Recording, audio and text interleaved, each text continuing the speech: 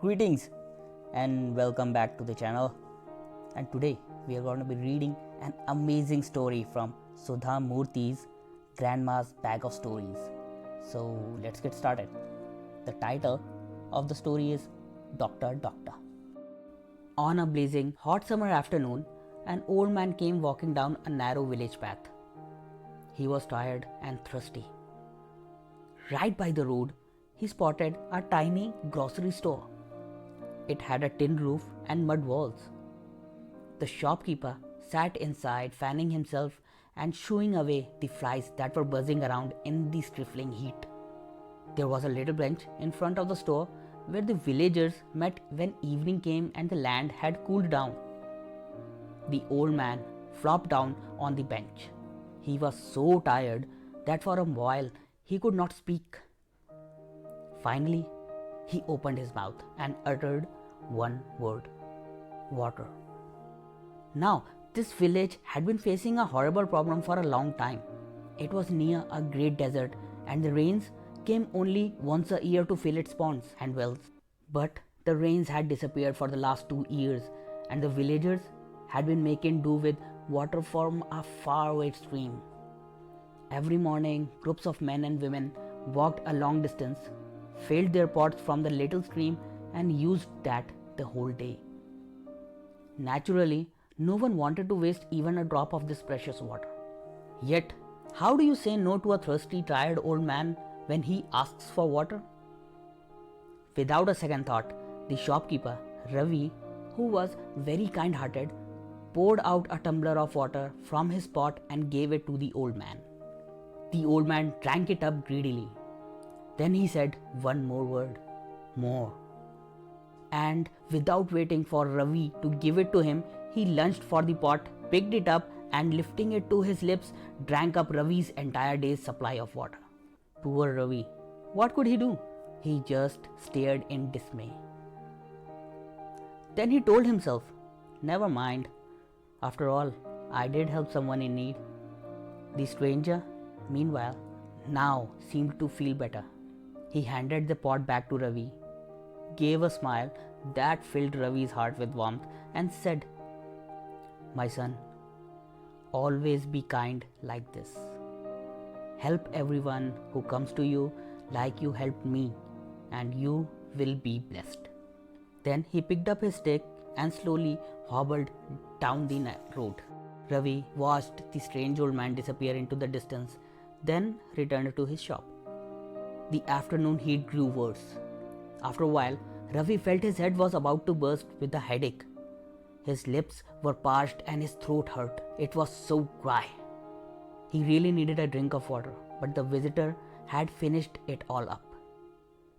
Hoping to coax a drop or two out of the pot, Ravi lifted it to his lips and tilted it.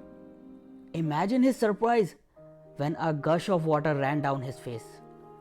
It was sweet, refreshing water which not only quenched his thirst but wiped out his headache too. Ravi was staring at the water pot, trying to figure out what just happened when Karim limped into his shop.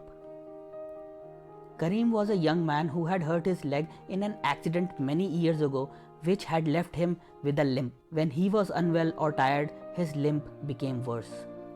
Karim, too, flopped down on the bench in front of the store and caught his breath, like the old man. Then he fished out a shopping list from his pocket and handed it to Ravi. As Ravi started packing up the items listed on the paper, Karim opened a little bundle of food and ate his lunch sitting on the bench. Finally, he wiped his mouth on his scarf and pointed to Ravi's pot of water. Mind if I take a little sip? It is so hot after all. Ravi was busy measuring out some dal. He said without looking up, I would be happy to offer you some, but someone's already had most of it. Then I was feeling unwell and I think I finished the last of it. What are you saying, my friend? I can clearly see the pot brimming over with water. Ravi looked up and stared in disbelief. In front of his eyes, Karim poured out a tumbler full of water and drank it. Then he paid for all his groceries and left the store. Did his limp look as if it was nearly gone? Ravi watched him for a while trying to figure out, then decided the heat was playing tricks on his mind and went back into the cool comfort of his shop and dozed off. He woke up with a start as someone was calling his name urgently. He opened his eyes to find Karim back. This time, he was holding by the hand his little sister, Fatima. "Brother, wake up! We need your help," Karim urged. What? Is something wrong?" "Fatima is burning up with fever."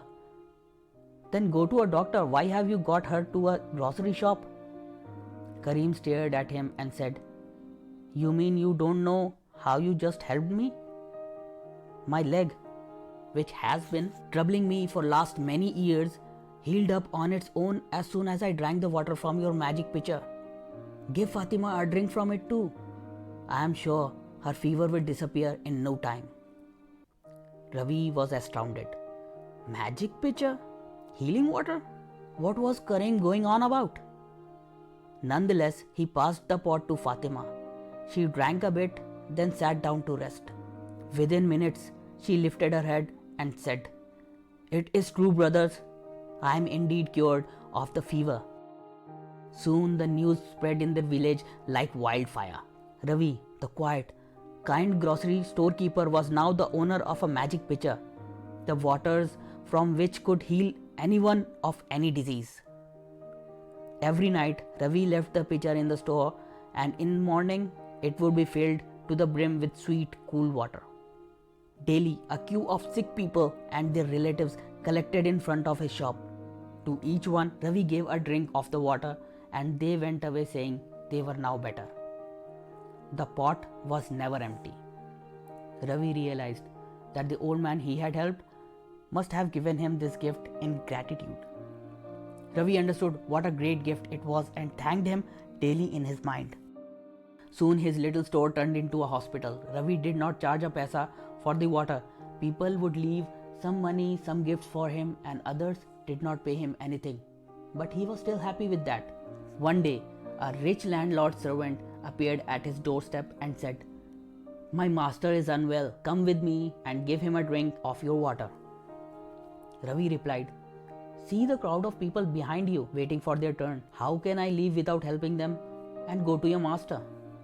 Do you think these sick people can stand in the sun for long? Tell your master to come to me instead, and I will give him the water here." Servant said, "Ravi, what will you get by helping these poor people? A few rupees, some rice and dal? Come to my master's house. He will shower you with money and gifts. Your worries about making ends meet will be over for at least a month." Ravi was tempted. It was true. Why not cure one rich man and get some help in buying his daily needs? Ravi told the people waiting outside to come back next day and went with the servant to the landlord. Slowly in this way, Ravi changed.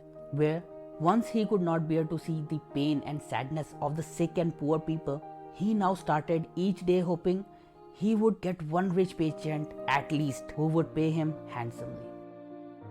Days passed thus. Seasons changed and it was summer once again. Ravi was in his old store writing up his accounts when the voice of an old man quivered in his ears. "Son, water." Startled, he looked up. Was it the same old man who had given him the gift of the magic pitcher? But right behind the visitor was none other than the king's messenger. "Come quickly," the messenger shouted. "The queen has been bitten by a mosquito." "Water," the old man repeated. "The queen is unwell," the messenger shouted again. Ravi looked from one to the other. One was a grubby old man who may or may not be the same person who gave him the pitcher. On the other side, a messenger from king himself. He pictured the gold coin showering down on him once his healing water soothed the queen's mosquito bites. The choice was clear. He picked up his pitcher and said to the stranger, "Wait right here, uncle. I will be back soon." The king's swift-footed horses took him to the palace. There he rushed to the queen, who was staring in dismay at the mosquito bites on her arm. He tilted the pitcher to pour some water into a tumbler, but nothing came. Again and again he tilted the pitcher. He turned it upside down and stared into its depth. It was dry as a bone. "You cheat!" the king roared. "So this is how you have been fooling the people of my kingdom. Get out, and never let me hear that you have acquired magical healing powers. If you claim such a thing again, I will banish you forever from the village." Then he turned to comfort his queen, who was splashing tears on the bump on her arm. Ravi slowly walked back to his village. He went to his shop. No one was there. He searched for the old man who had asked for water.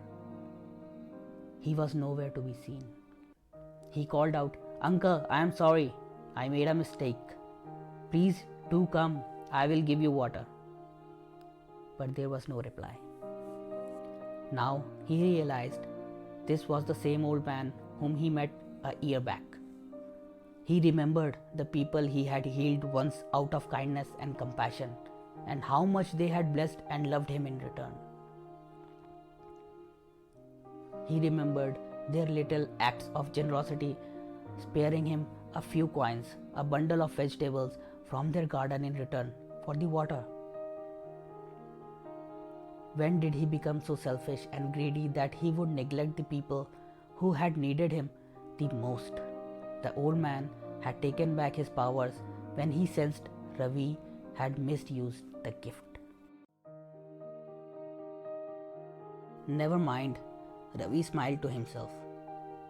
He would use the money he had received from the water to help bring a real doctor to the village.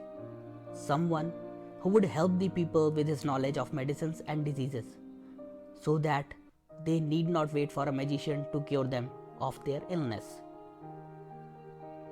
From that day onwards, Ravi filled his pitcher with ordinary water from the stream and carried it back carefully to his little store and waited for the old man.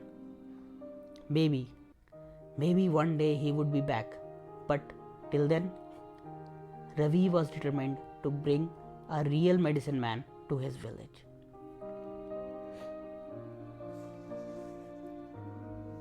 Thank you for listening. To listen to more amazing stories like this, stay tuned, subscribe, and do tap that bell icon.